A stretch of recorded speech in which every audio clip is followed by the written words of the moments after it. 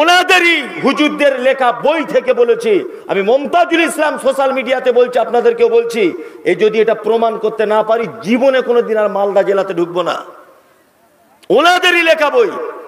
ওনাদের মধ্যে কোন একজন হুজুর বক্তব্য রাখছিলেন, রাখতে রাখতে বলছেন যে আল্লাহ নবী সাল্লাল্লাহু আলাইহি ওয়াসাল্লাম আবু বকর, ওমর, উসমান, আলী এই চারজনকে সাথে নিয়ে আল্লাহ নবী সাল্লাল্লাহু আলাইহি ওয়াসাল্লাম উনি এসেছিলেন কোথায় না ফুরফুরা শরীফে। আমি এই কথাটাকে বলেছি যে কখনোই হতে পারে না, এটা একদম বানাওয়াটি কথা। নবী সাল্লাল্লাহু আলাইহি ওয়াসাল্লাম পৃথিবীতে নেই, তিনি আবার ফুরফুরাতে আসবেন কেমন করে? এইটা আমি বলেছিলাম। এই নিয়ে মারাত্মক তর্ক বিতর্ক, মারাত্মক। এই দেখুন, আপনাকে একটা বই দেখাচ্ছি, বইটা ভালো করে দেখে নেন, সমস্ত তথ্য প্রমাণ সহকারে দেখাচ্ছি।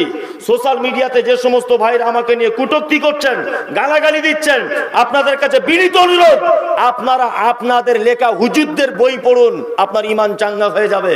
এই বইটার নাম বলে দিচ্ছি, ভালো করে শুনে নেন। বইটার নাম হচ্ছে বাগমারির ফকিরের ধোঁকা ভঞ্জন। কি নাম? বাগমারি ফকিরের ধোঁকা ভঞ্জন। বইটা লিখেছে কে? লেখকের নাম বলছি, একটা একটা করে বসুন, আমাকে শেষ পর্যন্ত থাকতে দেন, আর আপনি শেষ পর্যন্ত থাকুন, অনেক মজার কথা আপনাকে বলছি।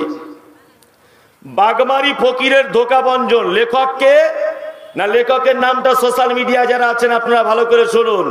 বঙ্গের আউলিয়া কুল শ্রেষ্ঠ শাইখুল মিল্লাতে আদ্দিন ইমামুল হুদা হাদিসে জামান সুপ্রসিদ্ধ পীর শাহ সুফি জনাব আলহাজ হজরত মাওলানা মোহাম্মদ আবু বক্কর সিদ্দিক রহমতুল্লাহ আলাই কর্তৃক অনুমোদিত জেলা উত্তর 24 পরগনা বসিরহাট মাওলানা বাগ নিবাসী খ্যাতনামা পীর মুহাদ্দিস মুফাসসির মুবাল্লিগ মুবাসসির ফকি আলহাজ হজরত মাওলানা মোহাম্মদ রুহুল আমিন কর্তৃক এই পুত্র পীরজাদা মোহাম্মদ শরফুল আমিন। এতগুলো শুধু লেখকের নাম। কি বলছি বুঝতে পারছেন তো? এতগুলো শুধু লেখকের নাম। জি, এই বইটা ছাপা হয়েছে বসিরহাট উত্তর 24 পরগনা মাওলানা বাগ থেকে। এই প্রেসের নাম হচ্ছে নবনূর প্রেস। এটা বলে দিলাম।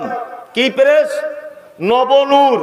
ওই বই আপনি খুলুন, ওই বইয়ের 13 নম্বর পৃষ্ঠারে আল্লামা রুহুল আমিন উনি নিজে বলছেন আবু বকর সিদ্দিক রহমতুল্লাহ আলাই যন্ত্র চলছে। আমি কয়েকটি কথাতে মাঝখানে বিতর্কিত হয়ে গেছি, কয়েকটি কথাতে। আর এইগুলো কারা করছে আপনারা জানেন তো? কারা সোশ্যাল মিডিয়াতে কারা এগুলো করছে দেখেছেন?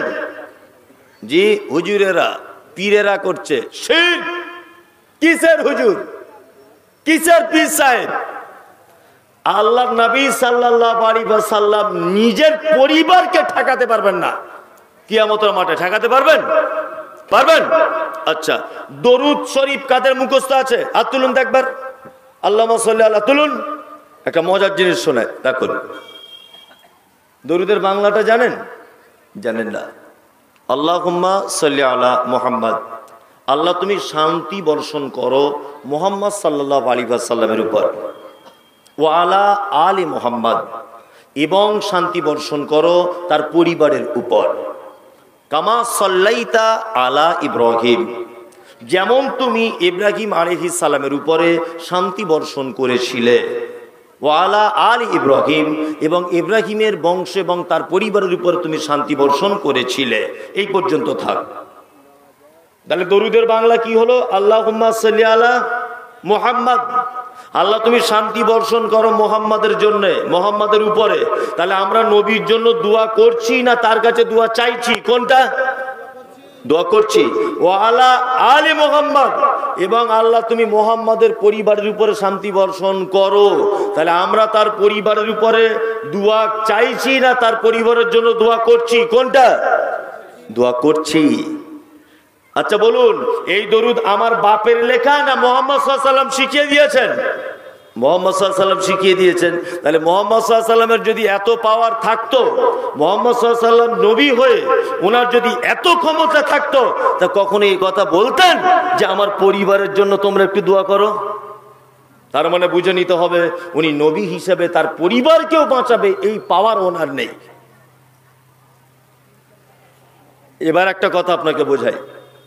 আল্লাহ নবী সাল্লাল্লাহু আলাইহি ওয়াসাল্লামের চাচা, নাম তার আবু তালিব। নাম শুনেছেন? আবু তালিব তার নাম। যুক্তিসঙ্গত কথা, এগুলো বোঝার চেষ্টা করুন।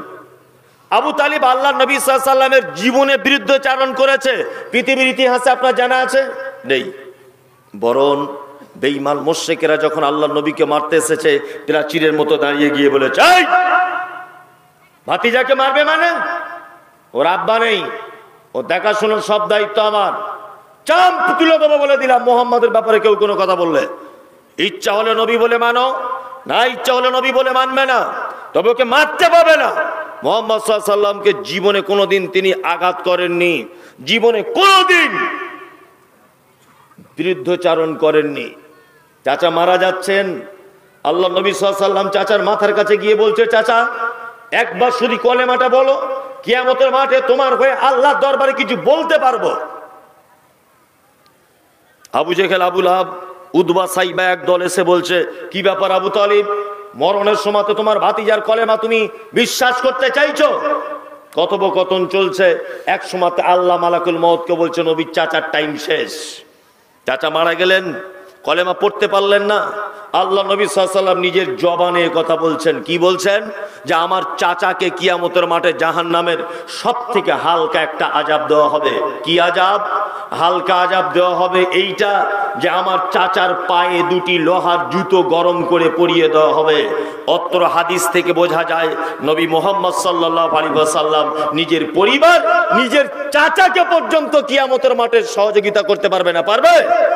নবী যদি আপন চাচাকে সহযোগিতা করতে না পারে, এ হুজুর ফতোয়া দেয় কি করে যে আমাদের ধরে থাকলে তোমরা জান্নাত চলে যাবে? হুজুর কোথা থেকে এটা পেল? এই হুজুর কোথা থেকে এটা পেল? আমি দুই চারটে জিনিসে বিতর্কিত হয়ে গেলাম, ফাঁকে বার হওয়া আজকে মুশকিল হয়ে গেল। শুনুন হুজুর, আপনারা মারামারিতে বিশ্বাসী, আপনারা খুনে বিশ্বাসী, আপনারা গালাগালিতে বিশ্বাসী করেন, আর আমরা গালাগালিতে বিশ্বাস করি না, মারামারিকে বিশ্বাস করি না, আমরা ডিভাইডেডকে বিশ্বাস করি না। আমরা বিশ্বাস করি বিশ্বনবী মুহাম্মদ সাল্লাল্লাহু আলাইহি ওয়াসাল্লামের দীর্ঘ 23 বছরের নবুয়তি জীবন আর আল্লাহর প্রদত্ত কিতাব আল কোরআন, এই দুটো জিনিস ছাড়া আমরা কোনো কিছুর উপরে বিশ্বাস কি রাখি না।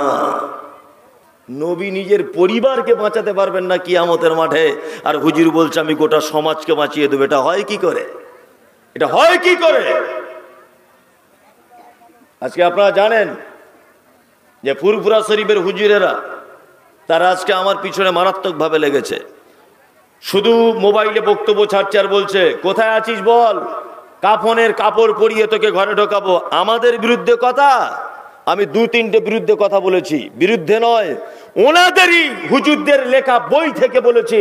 আমি মমতাজুল ইসলাম সোশ্যাল মিডিয়াতে বলছি, আপনাদেরকেও বলছি, এই যদি এটা প্রমাণ করতেন। ওনারা নিজে বলছেন, 13 নম্বর পৃষ্ঠার শেষ লাইনে লেখা আছে, যে ব্যক্তি হযরত মুহাম্মদ সাল্লাল্লাহু আলাইহি ওয়াসাল্লামকে হাজির নাজির জানে, সে ব্যক্তি মরদুদ ও উম্মত হইতে খারিজ হইবে।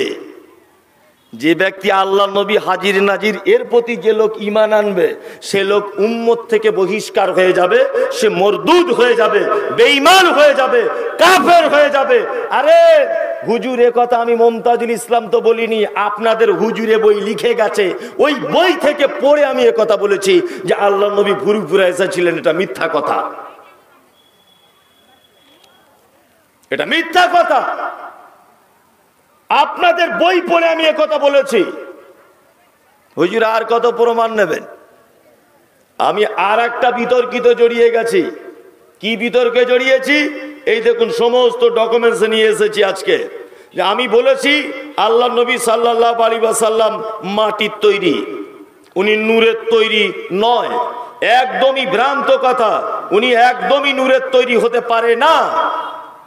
যদি বলছেন এর প্রমাণ কি রয়েছে, অবশ্যই এর প্রমাণে আমি আপনাকে অনেক কিছু দেখাতে পারি। ওনাদেরই লেখা বই, আমি এ বই লিখিনি, ওনাদেরই কোন একজন আলেম লিখেছেন। কি লিখেছেন? বইটার নাম হচ্ছে আদ-দাওয়া। বইটার নাম কি? আদ-দাওয়া পীরপুরা শরীফের একজন হুজুর পীর সাহেব তিনি লিখেছেন যে নবীকে নূরের তৈরি বলা যাবে না। আদ-দাওয়া বইয়ের আপনি বইগুলো 62 পৃষ্ঠার, 61 পৃষ্ঠার, 63 পৃষ্ঠার, 60 নম্বর পৃষ্ঠার, 64 নম্বর পৃষ্ঠার, 65 নম্বর পৃষ্ঠার পড়ে দেখুন। ফুরফুরা শরীফের হুজুর নিজে বলছেন আদ-দাওয়া বইয়ে কি বলছেন? বলছেন নবী মাটির তৈরি, নবী নূরের তৈরি নয়। আমি আর একটা জিনিসের সোশ্যাল মিডিয়াতে খুব বিতর্কিত হয়ে গেলাম। কি বিতর্কিত হয়ে গেলাম না, আমি বিতর্কিত হলাম এই কারণে যে আহলে হাদিস নামটা বলে দিয়েছি বলে। ওরা বলছে আহলে হাদিস নাকি আরএসএস এর থেকেও খারাপ। আহলে হাদিস মানে ইহুদিদের দালাল, ওরা এটা বলেছে। আমি তার পরিপ্রেক্ষিতে কথা বলেছিলাম যে আহলে হাদিসরা যদি ইহুদিদের দালাল হয় তাহলে ফুরফুরা মাজারটা হচ্ছে ঈমান নষ্ট করার বড় আখড়া, এটা আমি বলেছি। যদি বলছেন এটা কেমন করে, এই দেখুন ওনাদের বই দাদা হুজুর পীর কেবলার ওসিয়াতনামা। কোনখান থেকে ছাপা হয়েছে বইটা? তাইবা বুক হাউস, জি, ফুরফুরা শরীফ, হুগলি, মাজার শরীফের সন্নিকটে 4 তলা বিল্ডিং এর নিচে। ফোন নম্বর দিয়ে দিচ্ছি, তাও ফোন করতে পারেন 9933555472। এই বইয়ে দাদা হুজুর ওসিয়াতনামাতে 15 নম্বর পৃষ্ঠারে উনি একটা আহলে হাদিস সম্পর্কে কথা বলেছেন। 13 নম্বর ওসিয়াত, 13 নম্বর ওসিয়াতনামায় তিনি বলছেন নবী সাহেবের জামানা হইতে আজ পর্যন্ত সকলেই আহলে হাদিস ওয়াল কোরআন হইতেছে। যে আহলে হাদিস ওয়াল কোরআন হইবে তাহার আমল 4-এর কোনো এক মযহাবের সহিত মিলিবে। বলছে কেউ যদি সঠিক হাদিস কোরআন যদি মেলে চলে 4 মযহাবের কোনো একটা মযহাবের সঙ্গে সে যুক্ত, তার নামে বদনাম করা কি যাবে না, তার নামে উল্টো পাল্টা করা কি যাবে না। তো হুজুর নিজে মানা করে যাচ্ছেন, বড় হুজুর, আর বর্তমান ভণ্ড হুজুরেরা বলছে আহলে হাদিস মানে আরএসএস এর দালাল। আমি এই কথা বলেছি বলে আজকে খুব জ্বালা ধরে গেছে। আপনাদের লেখা বইগুলো পড়ুন, আমার কাছে সমস্ত বইয়ের ডকুমেন্টস নিয়ে তবে আপনাদের কাছে এসেছি আজকে। এমনি আমি মমতাজুল ইসলাম আসেনি, আপনাদেরকে এমনি বলতে আসেনি, অনেক ডকুমেন্টস রয়েছে। ওনাদের বইয়ের ভিতরে পাওয়া যাচ্ছে নবী হাজির নাজির নয়। আপনি কি করে কথা বলছেন? শিরক। কোন মানুষ যদি বলে পৃথিবীতে আবার আল্লাহ নবী সাল্লাল্লাহু আলাইহি ওয়াসাল্লাম আসবেন তাহলে তার ঈমান খাতরা হয়ে যাবে, তিনি আসতে পারবেন না। একজন নবী পৃথিবীতে আসবেন, তিনি হচ্ছেন কে? ঈসা কে আলাইহিস সালাম। এবার আপনাকে একটা যুক্তিসঙ্গত কথা বলি। আল্লাহ নবী সাল্লাল্লাহু আলাইহি ওয়াসাল্লামের একটা জামাই ছিল, তার নাম কি? হযরতে উসমান। আল্লাহ নবী সাল্লাল্লাহু আলাইহি ওয়াসাল্লামের একটা শ্বশুর ছিল, তার নাম কি? হযরতে ওমর। আল্লাহ নবী সাল্লাল্লাহু আলাইহি ওয়াসাল্লাম পৃথিবী থেকে চলে গেলেন, হযরত ওমরকে নামাজরত অবস্থাতে পিছন দিক দিয়ে তলোয়ার দিয়ে মারা হয়েছিল, জানেন? হযরত উসমানকে মারা হলো, নিজের হাসান হোসেন দুটো নাতিকে মারা হলো, জি, মুহাম্মদ সাল্লাল্লাহু আলাইহি ওয়াসাল্লামের অনেক সাহাবীকে চূড়াগুপ্তা ভাবে মারা হলো। মুহাম্মদ সাল্লাল্লাহু আলাইহি ওয়াসাল্লাম কই একবারও স্বপ্নের মাধ্যমে এসে বলতে পারলেন না, আবু বকর তুমি আমার শ্বশুর, তুমি নামাজ পড়তে যেও না, তোমাকে পিছন দিক দিয়ে মেরে দেওয়া হবে, উসমান তোমাকে মেরে দেওয়া হবে, হাসান হোসেন তোমাকে মেরে দেওয়া হবে। আল্লাহ নবী সাল্লাল্লাহু আলাইহি ওয়াসাল্লাম একবারও বলতে পারলেন না। কিছুদিন আগে হজ করতে গিয়ে কাবা শরীফের পাশে একটা রাস্তাকে কেন্দ্র করে, কোন একটা বিল্ডিং ভাঙাকে কেন্দ্র করে অসংখ্য মানুষ হজ করতে গিয়ে মারা গিয়েছিল না? দেখেছেন আপনারা? আজ থেকে 5-7-10 বছর আগে মারা গিয়েছিল অসংখ্য মানুষ। আল্লাহ নবী সাল্লাল্লাহু আলাইহি ওয়াসাল্লাম সৌদি আরবের কাবার ইমাম সাহেব একবার স্বপ্ন দেখাতে পারলেন না যে কাবার ইমাম সাহেব আপনি কখনোই হজ বন্ধ রাখুন, আর না হলে হজের লোকগুলোকে সাবধান করুন, কারণ না হজের এই লোকগুলো মারা যাবে। আচ্ছা বলুন তো, আল্লাহ নবী সাল্লাল্লাহু আলাইহি ওয়াসাল্লাম এটা স্বপ্নের মাধ্যমেও কি করতে পারতেন না? করতে পারতেন। চলুন এবার কোরআন শুনি, শিরক কাকে বলে। আল্লাহ তাআলা পবিত্র আল কোরআনে বলছেন যে আইশরিকুনা মা লা ইয়াখলুকু শাইয়ান ওয়া হুম ইখলাকুন। আল্লাহ সুবহানাহু ওয়া তাআলা বলছেন তারা কি এমন কাউকে শরীক সাব্যস্ত করে যে একটি বস্তু সৃষ্টি করেনি, বরং তাদেরকে সৃষ্টি করা হয়েছে। পৃথিবীতে কিছু মানুষ আছে না, মৃত মানুষদেরকে কবর থেকে ডাকছে, ডাকছে কি ডাকছে না? কবর থেকে ডাকছে কি ডাকছে না? আল্লাহ তাআলা বলছে তোমরা কাদেরকে ডাকছো? যাদেরকে ডাকছো তাকে তো আমিই বানিয়েছি। তাদেরকে আল্লাহ বানিয়েছে, কি বানায়নি? কাদেরকে তোমরা ডাকছো কবরের ভিতরে? কোন মানুষকে তোমরা বড় হিসেবে তাদেরকে আহ্বান করছো? তাদেরকে তো আমি আল্লাহ বানিয়েছি।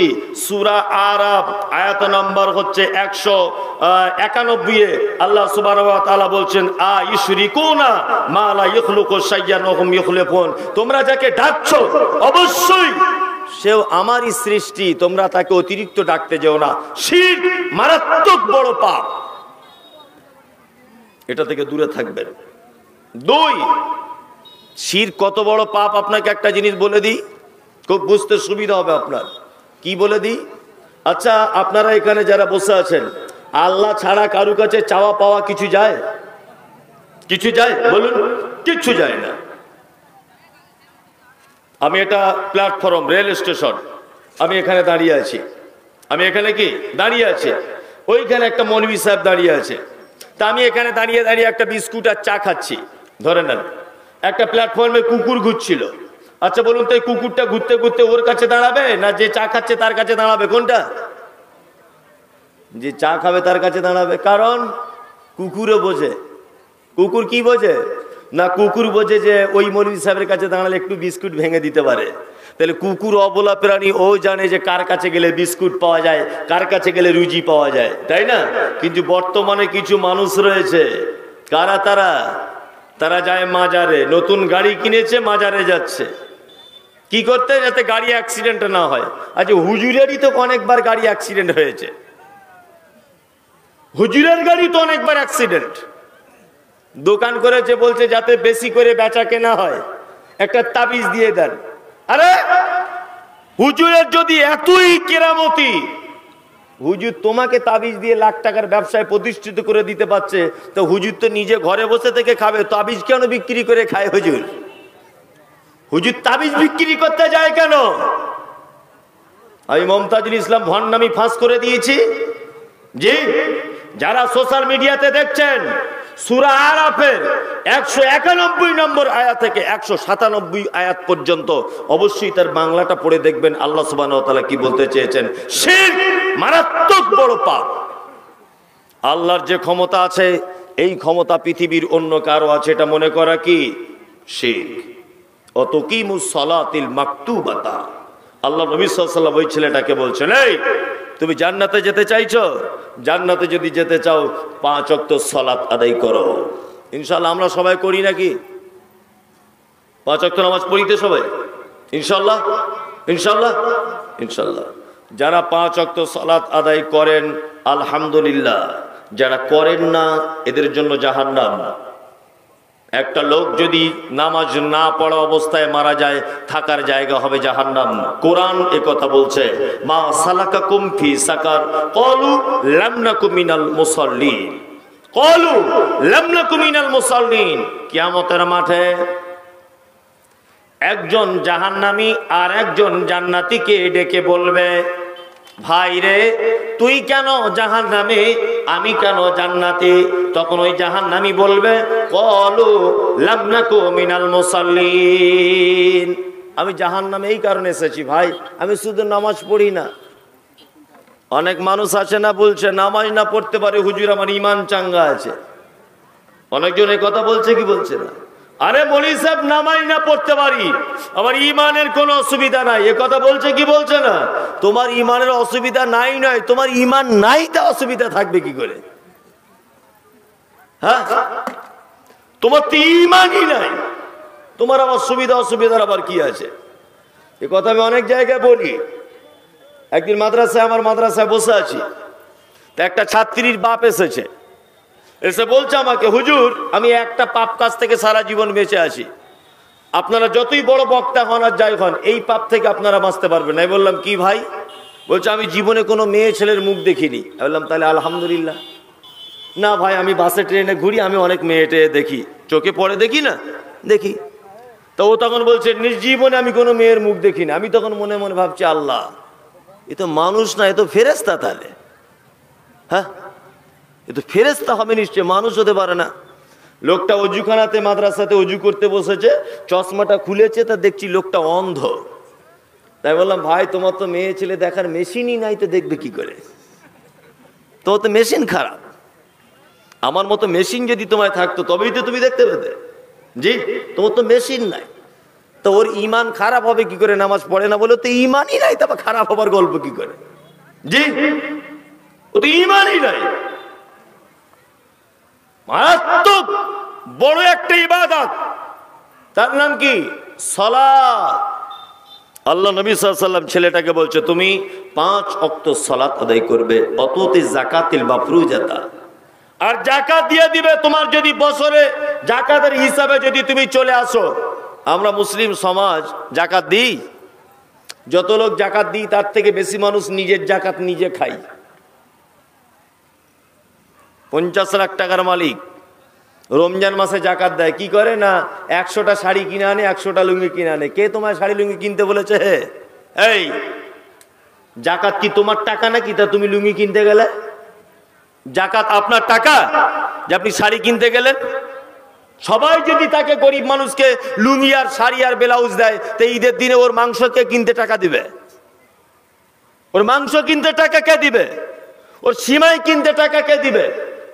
হ্যাঁ, ওর বাড়িতে আত্মীয় স্বজন আসবে, রুটি পাকাবে, আটা কেনার টাকা কে দিবে?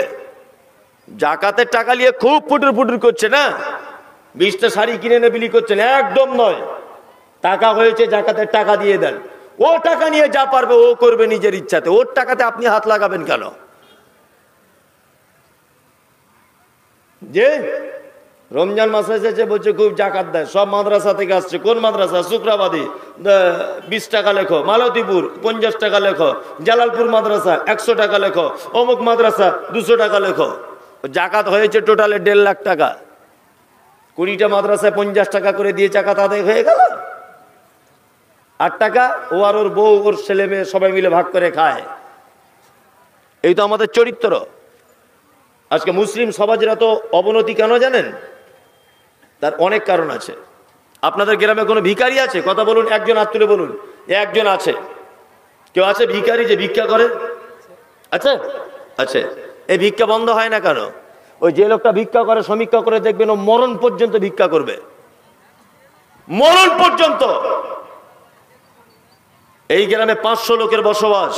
এই 500 লোক মিলিয়ে ওই লোকটার সংসারটা চালিয়ে দেওয়া যায় না?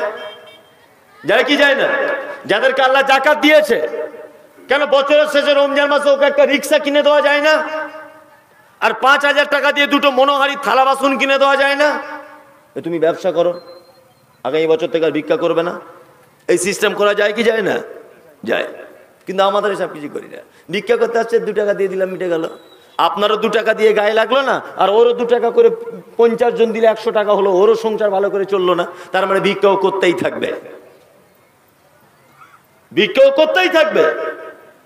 আপনার গ্রামে যে 2টো ভিখারি আছে, এই 2টো ভিখারির দায়িত্ব যদি আপনারা গোটা গ্রামের মানুষ যদি নেন, প্রত্যেক গ্রামের মানুষ যদি নিজেদের গ্রামের ভিখারিগুলোর দায়িত্ব নেয়, তাহলে আর ভিক্ষুক থাকবে না, কমবে না, বাড়বে? কোনটা? একটাও থাকবে না। ওকে আল্লাহ টাকা দিয়েছে, লুঙ্গি কিনে এনে রমজান মাসে বিলি করছে। কি একেবারে দানির বেটা, একদম নয়।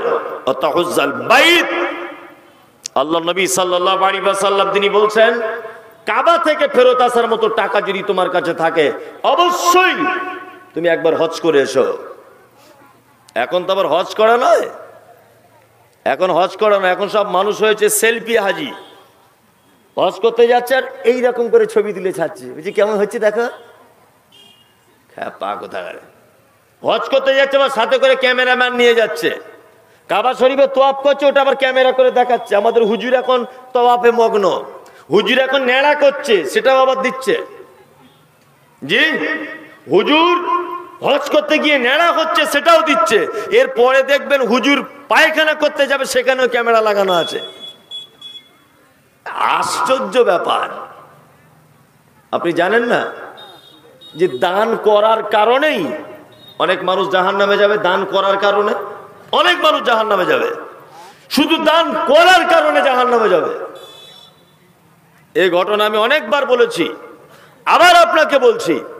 প্রথম যখন লকডাউন শুরু হয়, কি প্রথম যখন লকডাউন যখন শুরু হয়, তখন আমি শিয়ালদা প্ল্যাটফর্মের একদিন গেলাম কোন রাত্রিতে কোন একটা কাজের জন্য। খুব মন দিয়ে কথাটা শুনুন। তা একটা অসুস্থ মানুষ ছিল হসপিটালে, তার সঙ্গে দেখা করতে গেলাম।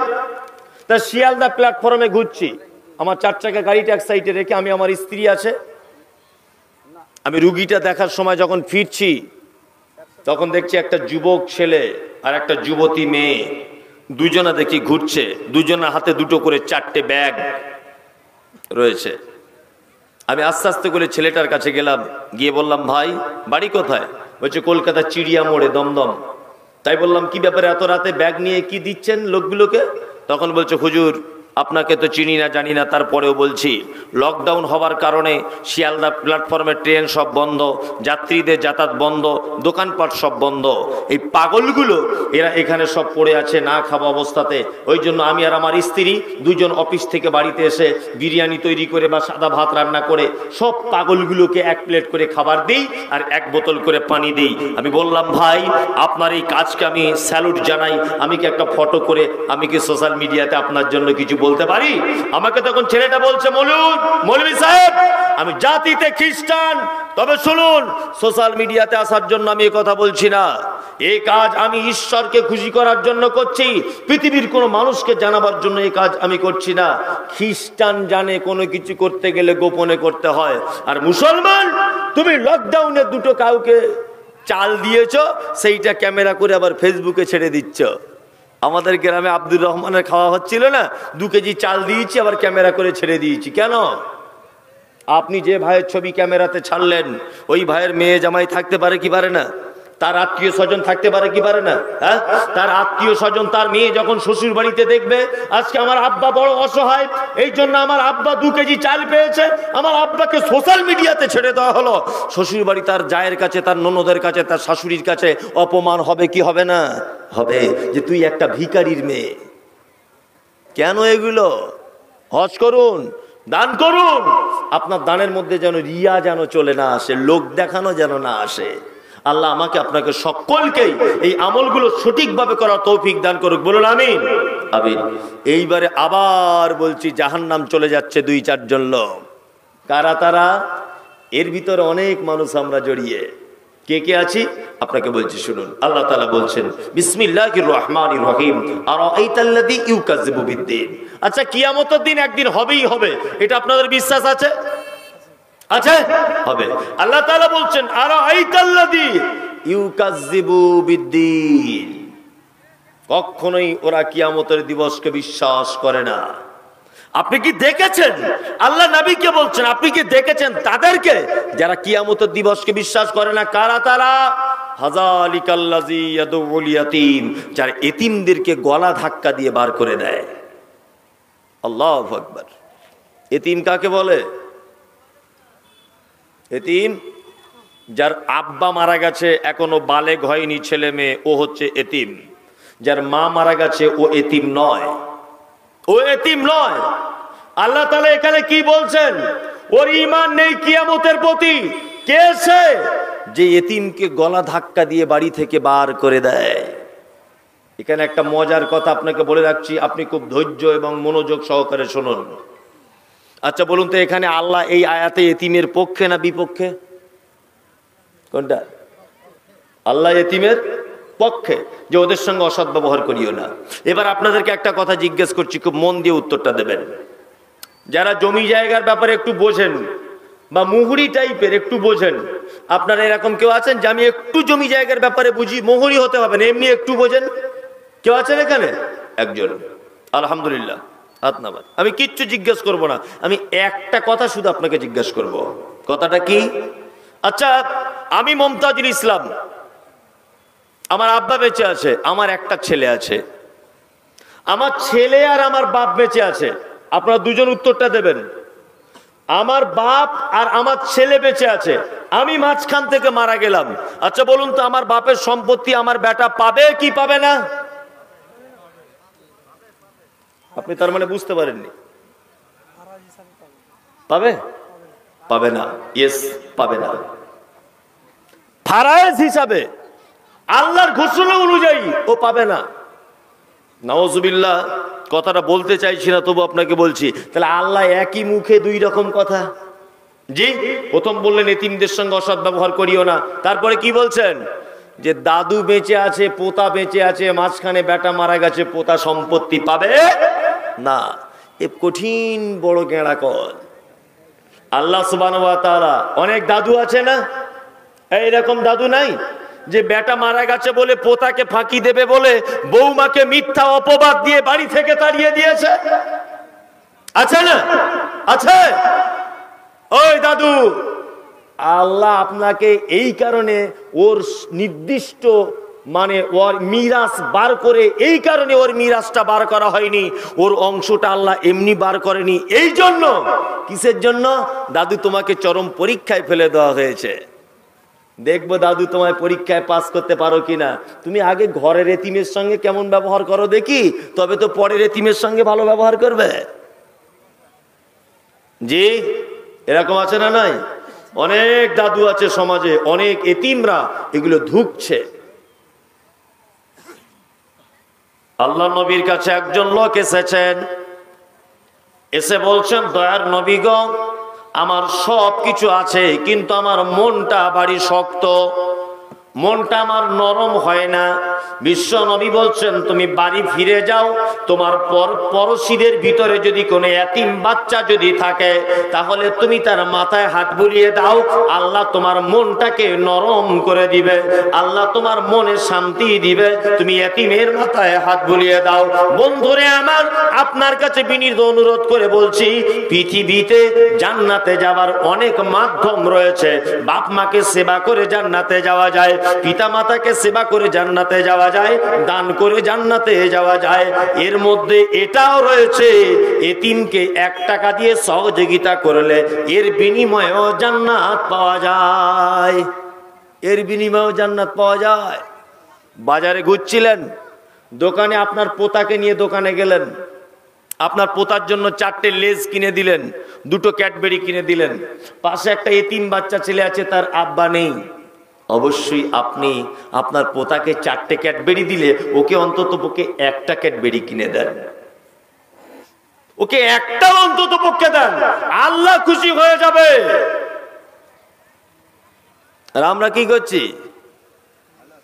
আমরা শুধু এতিমের মাল কি করে ডুপ্লিকেট করে লিখে নেওয়া যায় এই ধান্দাতে ঘুরছি। আর আমাদের দাদুদের জমি ভাগ করাও কঠিন। হাজি সাহেব হজ করার আগে জমি ভাগ করছে কেমন করে? 4টে বেটা 3টে বেটি, 4টে বেটাকে দেখে বলছে, এক কাজ কর, তোরা রাস্তার ধারে মেন ফন্ডের জমিগুলো তোরা 3 ভাই লে, তোরা 4 ভাই ভাগ করে লে। আর বেটিগুলোকে বলছে, এক কাজ কর, তোরা তো পরের ঘরে চলে যাবি, ওই বিলের মাঝখানে একটা জমি আছে, পানি জমে থাকে, ওইটা তোরা 3 গুণে ভাগ করে লে। ও যে প্লেনে করে হজে গেছে, মনে মনে ভাবছি প্লেন তো ভেঙে যাওয়ার কথা, ও পৌঁছালো কি করে আরব পর্যন্ত? এই জমি ভাগের যা ক্যাপাসিটি, তো প্লেন ভেঙে মরে যাওয়ার কথা। কি বলছি বুঝতে পারছেন না? এরকম জমি ভাগ করে না, সব মেয়েগুলোকে ফাঁকি দিয়ে দিয়েছে। এত বড় বড় দাড়ি, টিবিল হাজি, টাকা বেশি হয়েছে, হজ করে এসেছে, আর তসবি নিয়ে ঘুরছে। ফেরেশতারা মনে মনে এরকম লাঠি শান দিচ্ছে, আয় তুই একবার, তো তসবি বার করে দেবো, আয়। জমি ভাগ করার সময় মেয়েগুলোকে দিয়েছে রাস্তার এই মাঠের বিলের মাঝখানে, আর ছেলেগুলোকে মেন ফন্ডে। ফেরেশতারাও লাঠিতে তেল লাগাচ্ছে, একবার এসো হাজি সাহেব, তোমায় কি করি, পালিশ করে ছাড়বো তোমাকে, খুব সাবধান। অত ভাগ করার ঢং কিসের? মারা যাবেন সবাই, যে যার পেয়ে যাবে। অত ভাগ করার কিসের? যদি ভাগ করতেই হয়, বড় করে আলেমের কাছে গিয়ে জমির টোটাল অংশ ফেলে দেন, এত আমার ছেলে, এত আমার মেয়ে, আপনি দয়া করে একবার ভাগটা বিলি বন্টন করে দেন, হয়ে যাবে। অত দায়িত্ব নিতে যাবেন কেন? শুনুন, আপনাকে ইনসাফ করার কথা বলা হয়েছে। বেটা মারা গেছে বলে পোতাকে জমি দেবেন না, ডুপ্লিকেট করে কবরে ঢুকে যাবেন, এ বুদ্ধি কে দিল? ইনসাফ করতে হবে এতিমের প্রতি। অবশ্যই এতিমকে যদি আপনি 1 টাকা দিয়ে যদি সহযোগিতা করেন, বিনিময় কি? জান্নাত।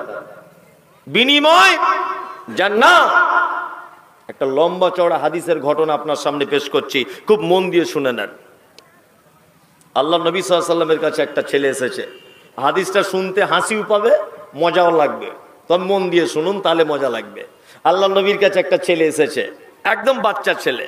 আল্লাহ নবীকে এসে বলছেন, আল্লাহ নবী আমি এতিম, আমার আব্বা নেই, আমার একটা খাজুরের বাগান আছে, আমার বাগানের পাশে আর একটা লোকের একটা বাগান আছে, যখন আকাশে ঝোড়ো হাওয়া হয় ওর বাগানের খেজুর আমার দিকে আসে, আমার বাগানের খেজুর ওর দিকে যায়।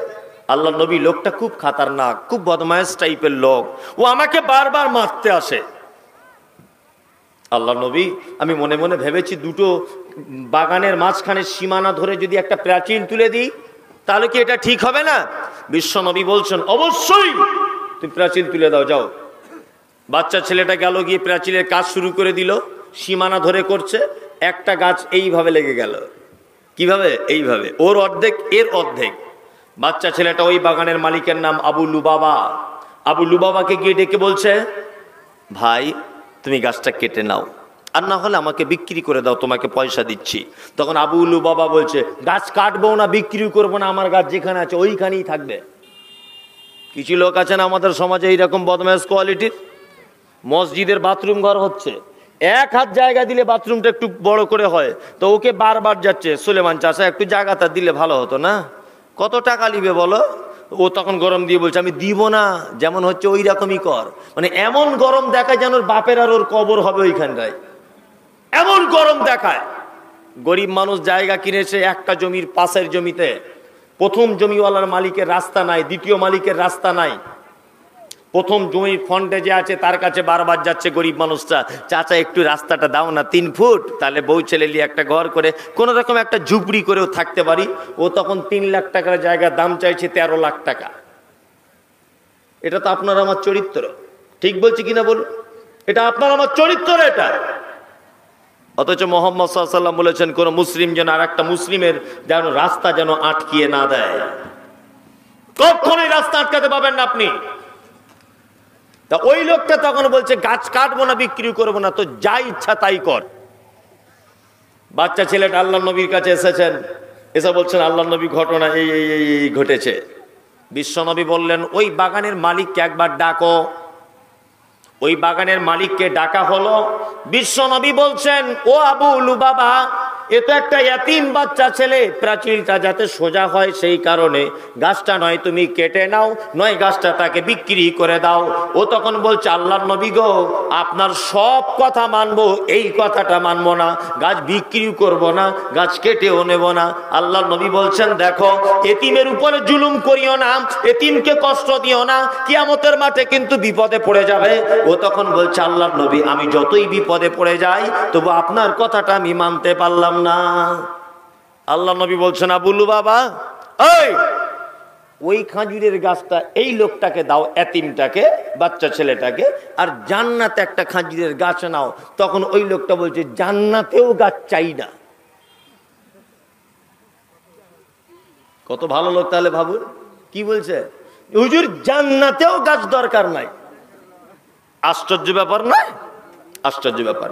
এই বলে বিশ্বনবী থামলেন না, আবার বললেন, ওই বাগানের মালিক তুমি শোনো, তোমাকে জান্নাতে যে খাজুরের বাগানটা দেওয়া হবে, ওই বাগানটা 100 বছর যদি একটা ঘোড়া যদি একভাবে দৌড়াতে থাকে তবুও তোমার ওই জান্নাতের গাছের ছায়াটা পর্যন্ত শেষ করা যাবে না, এত বড় খাজুরের গাছ তোমাকে দেওয়া হবে।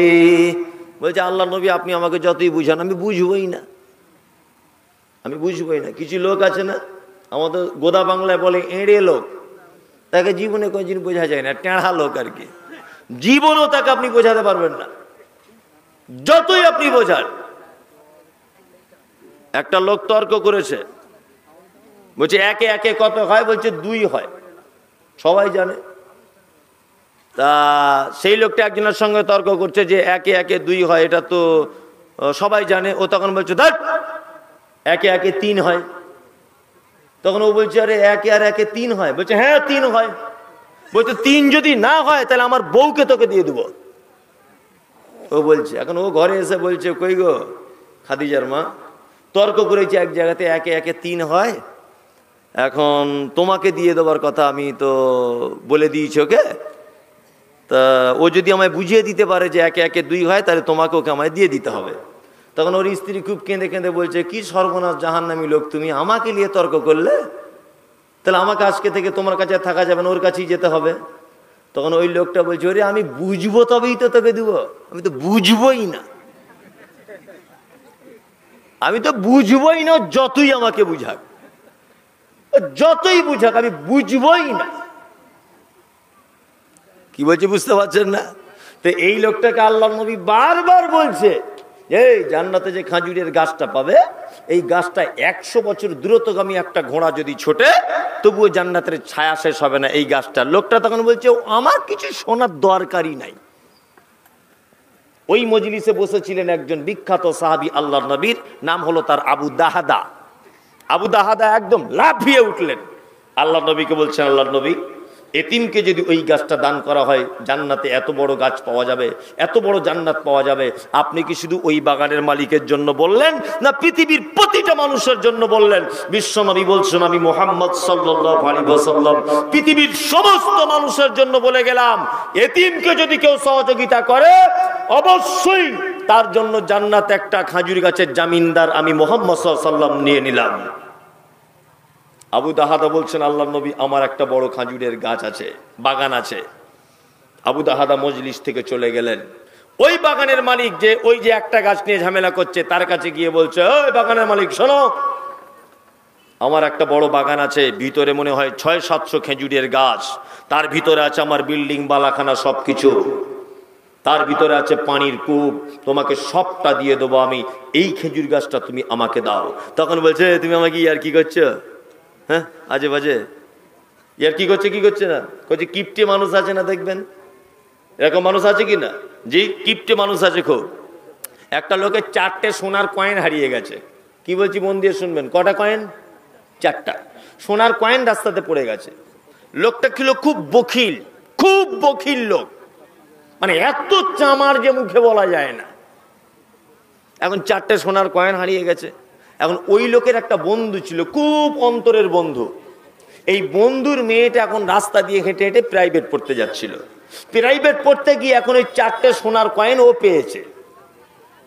এখন এরা দুই বন্ধু গল্প করেছে। ও কৃপণ লোকটা তো মন খুব খারাপ যে 4টে সোনার কয়েন হারিয়ে গেছে, ওর বন্ধুর সঙ্গে গল্প করেছে। তো এই মেয়েটা এখন কয়েনগুলো নিয়ে ওর বাপকে দিয়ে বলছে, আব্বা দেখো না 4টে সোনার কয়েন পয়সা পেয়েছি। বাচ্চা মেয়ে, ও তখন বলছে, এটা হচ্ছে তো সেই কিপটে যে লোকটা আছে আমার বন্ধু, ওই কিপটে বন্ধুর রে, ওরই 4টে পড়ে গেছে।